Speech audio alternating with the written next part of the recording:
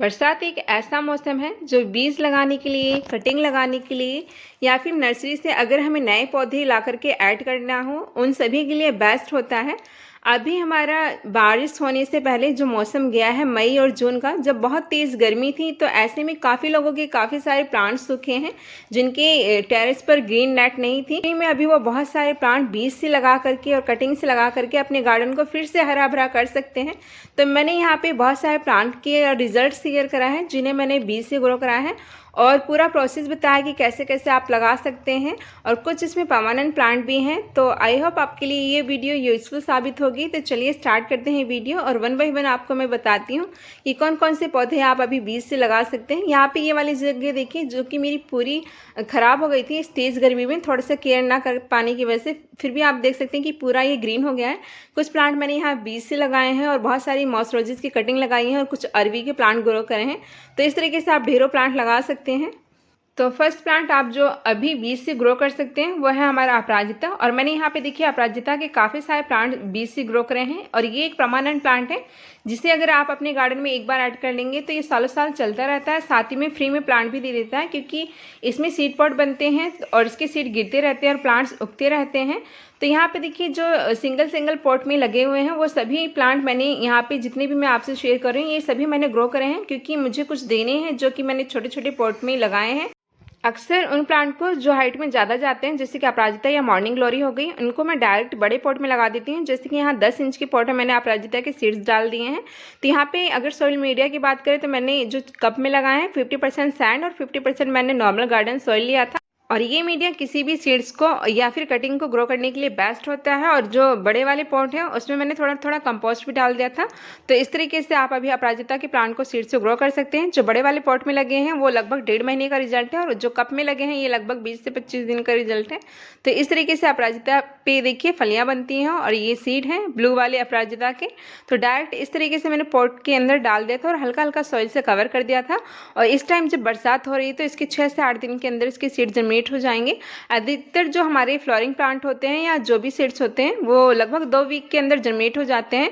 और ये देखिए अपराजिता के फ्लावर्स हैं, ये ब्लू वाले अपराजिता हैं। इसमें 3 कलर आते हैं, ब्लू, व्हाइट और पिंक, और ज़्यादातर आपको नर्सरी पर ये ब्लू वाला देखने को मिलेगा। एंड प्राइस की बात करें तो नर्सरी पर आपको ये 30 रुपये का मिल जाएगा, और कहीं से अगर आपको इसकी सीड मिल जाए तो आप इसको ला करके अपने गार्डन में अभी सीड से ग्रो कर सकते हैं। उसके बाद नेक्स्ट प्लांट जिसको आप अभी बीज से ग्रो कर सकते हैं वो एक ऐसा प्लांट है जो मानसून में ही केवल ब्लूमिंग करता है।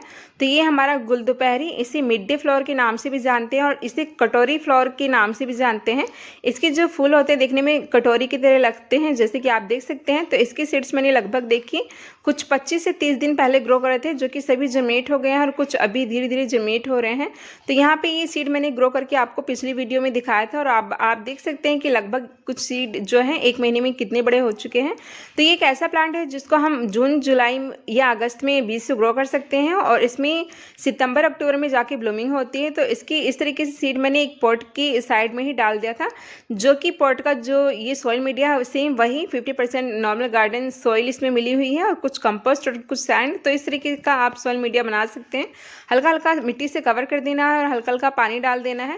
तो मैं कभी भी जब भी सीड लगाती हूँ तो हमेशा यही करती हूँ कि जिस भी पॉट के किनारे में जगह खाली होती है उसी में सीड डाल देती हूँ, और अपने आप इस तरीके से सीड ग्रो हो जाते हैं। तो उसके बाद उसको अलग अलग करती रहती हूँ।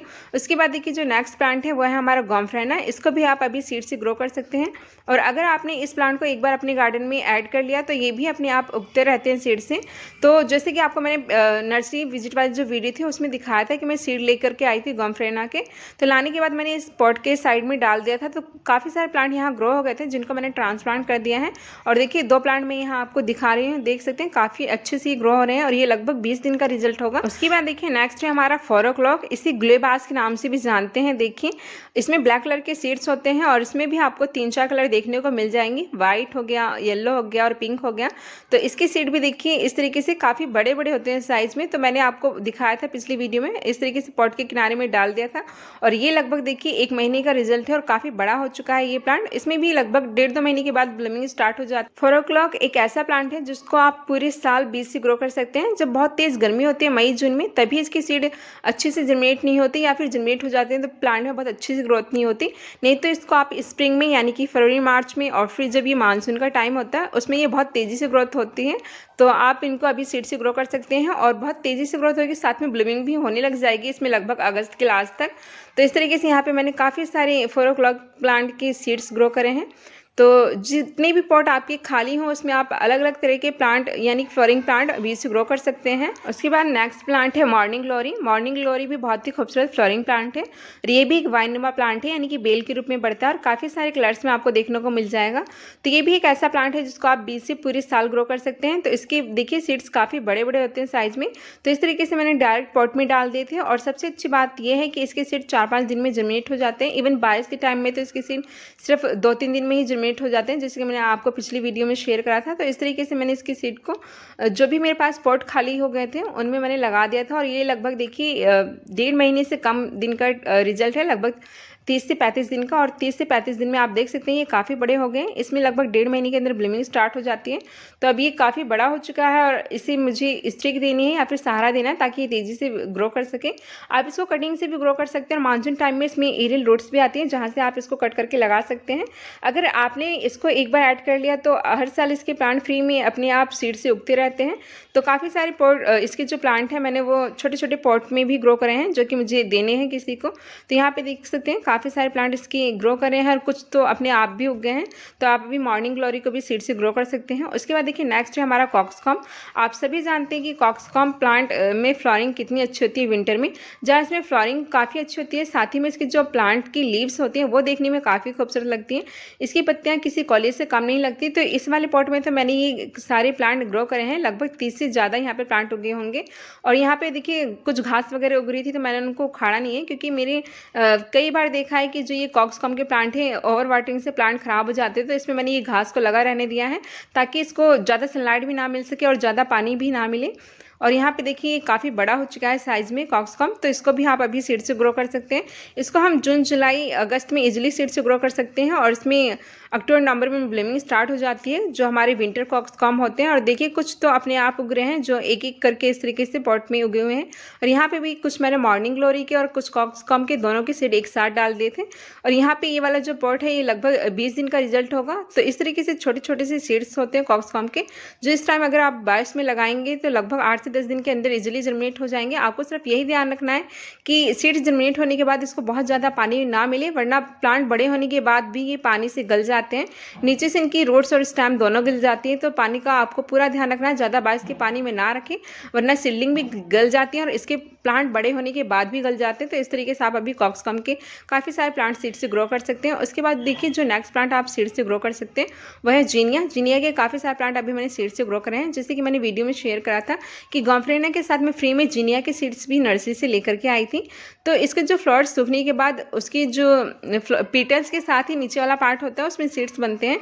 तो बारिश के टाइम इसकी जो पंखड़ियाँ हैं थोड़ी ख़राब सी हो गई थी, तो मैंने इसके जो फ्लावर्स लेकर के आई थी उनको क्रश करके जगह जगह डाल दिया था। तो ये देखिए जीनिया के सीडलिंग है जो कि अपने आप जर्मिनेट हो गई सीड लाने के बाद जब मैंने इनको डाल दिया था। तो एक यहाँ पे है और यहाँ पे देखिए 3-4 प्लांट यहाँ पे उगे हुए हैं और कुछ मैंने और ट्रांसप्लांट कर दिए हैं। तो इसकी सीड भी 8 से 10 दिन के अंदर जर्मिनेट हो जाता है और बहुत ही खूबसूरत फ्लोरिंग प्लांट है। इसमें भी आपको जीनिया में काफ़ी सारे कलर्स देखने को मिल जाएंगे। और अगर आपने एक बार अपने गार्डन में इसको ऐड कर लिया तो ये भी फ्री में काफ़ी सारे प्लांट आपको देता रहेगा, क्योंकि फ्लावर्स सूखते रहते हैं और उनके उसमें से सीड गिरते रहते हैं और प्लांट सूखते रहते हैं। तो यहाँ पे भी काफ़ी सारे जीनिया के प्लांट उग चुके हैं। तो देख सकते हैं इस तरीके से फ्री में आपको प्लांट मिलते रहेंगे। तो जीनिया को भी आप अभी सीड से ग्रो कर सकते हैं। उसके बाद नेक्स्ट है विनका यानी कि सदाबहार, जिसको आप अभी सीड से ग्रो कर सकते हैं। ये वाला देखिए देसी सदाबहार है जो वाइट और पिंक आपको नजर आ रहा है। इनकी मैं बिल्कुल भी केयर नहीं करती और पॉट में मैंने लगा करके छोड़ रखा है और देख सकते हैं उसके बाद भी कितनी अच्छी ब्लूमिंग हो रही है।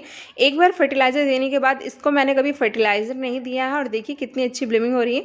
और अब इनमें सीड्स बनने लगे हैं तो आप इनकी सीड कलेक्ट कर सकते हैं और सीड से ग्रो कर सकते हैं। या अगर आपके पास प्लांट नहीं है तो आप इसके सीड्स कहीं से ला सकते हैं। देखिए इसमें इस तरीके से सीड पॉट बनते हैं जब भी थोड़े से ब्राउन कलर के हो जाते हैं तब आपको लेके आना है। तो देख सकते हैं काफ़ी सारे प्लांट इसके अपने आप उग रहे हैं। तो यानी कि ये बेस्ट मौसम है मानसून जब आप इसको सीड से ग्रो कर सकते हैं। तो ये वाली जगह देखिए जो कि पूरी खाली हो चुकी थी, जगह जगह आपको ब्राउन कलर की स्टिक नज़र आ रही होगी पीछे के पॉट पे, वो सभी प्लांट मेरे सूख गए थे। तो मैंने क्या करा, उन सभी मैंने सीड्स डाल दिए हैं तो अपने आप प्लांट ग्रो होने लगे हैं। कुछ में मैंने अरवी के प्लांट लगा दिए हैं। तो देख सकते हैं ग्रीनरी आप फ्री में ऐड कर सकते हैं। तो अब मैं ग्रो करने जा रही हूँ मैरीगोल्ड यानी गेंदा के प्लांट। आप गेंदा को भी अभी इस टाइम बीज से ग्रो कर सकते हैं। तो ये जाकर के हमारे सितंबर अक्टूबर में इनमें ब्लूमिंग होगी। तो अभी मैं इनकी बीज लगाने जा रही हूँ। जब भी मैं बीज लगाती हूँ तो सारे सीड्स में एक ही पॉट में नहीं डालती, अलग अलग पॉट में डालती हूँ। तो क्या होता है कई बार किसी पॉट में अगर ज़्यादा पानी हो गया तो हमारे सारे सीड्स खराब नहीं होंगे, तो इसलिए अलग अलग पॉट में मैं डालती हूँ। तो यहाँ इस वाले पॉट में थोड़ी सी जगह थी किनारे किनारे, तो हल्का सा मैंने मिट्टी हटा करके यहीं पे सीड डाल दिए। तो हल्का हल्का मिट्टी से कवर कर दूंगी और पानी में अभी नहीं डालनी क्योंकि मिट्टी काफ़ी अच्छे से गीली है, क्योंकि बारिश रात को भी हुई थी और सुबह भी हुई थी। तो इसकी सीड भी 5 से 6 दिन में जनरेट हो जाते हैं और 1 से 1.5 महीने के बाद इसमें ब्लूमिंग स्टार्ट हो जाती है। तो इस तरीके से आप अभी इसको सीड से ग्रो कर सकते हैं। और उसके बाद देखिए जैसे कि अभी बहुत तेज़ गर्मी थी, बहुत सारे लोगों के तुलसी के प्लांट ख़राब हुए हैं, क्योंकि मेरे पड़ोस में भी काफ़ी सारे लोग मुझसे तुलसी के प्लांट लेने आए थे। तो हुआ ये कि मेरे पास भी तुलसी के प्लांट उस टाइम नहीं थे, बस 2-3 थे, तो मैंने उनको दिया नहीं, क्योंकि जगह कम होने की वजह से मैंने बहुत सारे तुलसी के प्लांट बांट दिए थे और कुछ मेरे भी गर्मी में सूख गए थे। तो अभी मैंने दोबारा से तुलसी के प्लांट बहुत सारे ग्रो करे हैं जो कि मैं लोगों को दे सकूं। तो यहाँ पे देखिए जो तुलसी का प्लांट मेरे कुछ बड़े हैं, तो उसमें ये इस तरीके से ये जो मंजरी बननी थी तो ये सूख गई थी। तो मैंने इनको हल्का सा क्रश करके उस बड़े वाले पॉट में डाल दिया था, तो इसके सीड अपने आप जर्मिनेट हो गए। तो बहुत तेज़ी से ग्रोथ होती है हमारे तुलसी के प्लांट में भी मानसून में। आप इसको कटिंग से भी ग्रो कर सकते हैं। और आप सभी जानते हैं कि तुलसी के प्लांट तो इजीली देखने को मिल जाते हैं। तो आपको जिस इस तरीके से मंजरी तोड़ करके लेकर के आनी है जो सूखी वाली हो, और हल्का सा क्रश करके डाल देना है। इसके भी सीड्स इस तरीके से जर्मिनेट हो जाएंगे। और देख सकते हैं आप यहाँ पे कितने सारे फ्री में तुलसी के प्लांट जर्मिनेट हो गए हैं। उसके बाद मैंने कुछ वेजिटेबल के प्लांट ग्रो करे हैं। आप भी इस टाइम मानसून में बहुत सारे वेजिटेबल प्लांट बीज से ग्रो कर सकते हैं। तो यहाँ देखिए डायरेक्ट ग्रो बैग में मैंने तोरी की बीज डाल दिए थे, तो ये ग्रो हो गया है। लगभग ये 1.5 महीने का रिजल्ट है। और इस वाले ग्रो बैग में आज मैंने कुछ वेजिटेबल के सीड डाले हैं। तो यहाँ पे देखिए तोरी काफ़ी अच्छे से ग्रो हो रही है। आप इस टाइम तोरी के और सेम के और इन सभी प्लांट को अभी सीड से ग्रो कर सकते हैं। तो मैंने कुछ तोरी, कुछ करेले के प्लांट लगाए हुए हैं और साथ ही में मैंने कुछ कोहड़े वगैरह के भी लगाए हुए हैं और मिर्च के बहुत सारे प्लांट ग्रो करे हैं। तो ये देखिए मेरा एक कनेर का प्लांट है जो कि बहुत बड़े इस तरीके से जो ड्रम होता है उसमें लगा हुआ था। देख सकते हैं काफ़ी अच्छी ब्लूमिंग हो रही है। तो इसी में साथ में मैंने नीचे काफ़ी सारे वेजिटेबल के प्लांट भी सीड्स ऐसे डाल दिए थे, तो अपने आप जर्मिनेट हो गए हैं। तो इस टाइम मानसून में कहने का मतलब ये है कि किसी बीज को आप सिर्फ मिट्टी के ऊपर हल्का सा फेंक भी देंगे तो वो अपने आप उग जाते हैं। तो आप अभी फ्री में बहुत सारे प्लांट ग्रो कर सकते हैं। उसके बाद मैंने यहाँ देखिए कुछ मिर्च के प्लांट ग्रो करे हैं जो कि घर पे रेड वाली चिली होती है उसी के बीज मैंने डाल दिए थे। तो नीचे से होल ज़रूर कर दें, पानी रुकना नहीं चाहिए, क्योंकि कई बार पानी ज़्यादा रुकने की वजह से या फिर ज़्यादा पानी पड़ जाने की वजह से सीडलिंग हमारी गल जाती है। तो यहाँ पे इस बड़े वाले बास्केट में भी मैंने कुछ लाल वाली मिर्च से सीड निकाल के डाल दिए थे। तो यहाँ पे भी 30-40 प्लांट उग गए हैं। तो इसमें देखिए चंपा का प्लांट लगा हुआ है। और देखिए साइड में मेरा ये हाइब्रिड कनेर का प्लांट है जो कि अभी मई जून में पूरी तरीके से ख़राब सा हो गया था, बारिश पड़ते ही ये भी प्लांट ठीक सा हो गया है।